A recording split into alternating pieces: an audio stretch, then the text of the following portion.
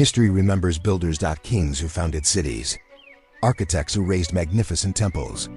Artists whose masterpieces survived for centuries. But sometimes, history remembers someone for a very different reason. Not because they created something extraordinary, but because they destroyed it more than 2,300 years ago. One man burned one of the 7 wonders of the ancient world, not for revenge, not for war, and not for wealth. According to ancient historical sources, he did it for one reason. He wanted the world to remember his name. Ironically, it worked. This is the story of the Temple of Artemis at Ephesus and the man whose search for immortality turned him into one of history's most infamous figures, located in what is now Western Turkey. The Temple of Artemis stood at the heart of ancient Ephesus, built during the 6th century BC under King Croesus of Lydia. It became one of the 7 wonders of the ancient world. Its enormous marble columns towered above visitors, while pilgrims arrived from across the Mediterranean carrying gifts and offerings to Artemis, the city's patron goddess.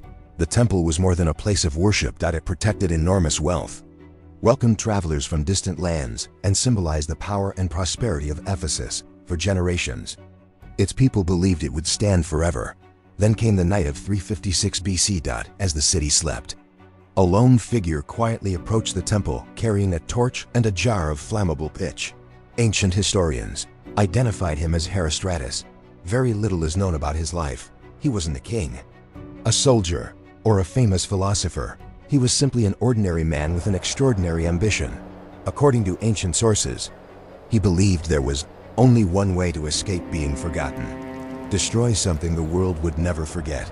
He poured pitch onto the temple's massive cedar roof supports and lit the fire. At first, the flames seemed harmless. But within minutes they spread through the dry wooden beams hidden beneath the marble roof. Smoke filled the sanctuary. The night sky above Ephesus turned orange. Citizens rushed into the streets as one of humanity's greatest monuments burned before their eyes. The enormous cedar roof collapsed. Marble cracked under the intense heat. One of the greatest architectural achievements of the ancient world disappeared in flames. After his capture, Herostratus reportedly confessed that he had committed the crime for one reason alone. He wanted his name to live forever.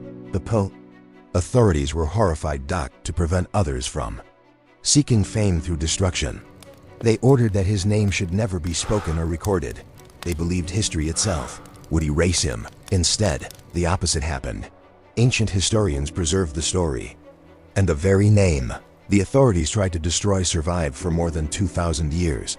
The Temple of Artemis was later rebuilt, but centuries of invasions, earthquakes, and time slowly reduced it to ruins. Today, only a single reconstructed column marks the place where one of the greatest buildings ever created once stood. The temple is gone, its treasures have vanished, but one question still echoes across history. Did Herostratus truly achieve immortality, or is he remembered only because he destroyed something far greater than himself? Perhaps the greatest lesson is this: building greatness takes generations. Destroying it can take only a single night.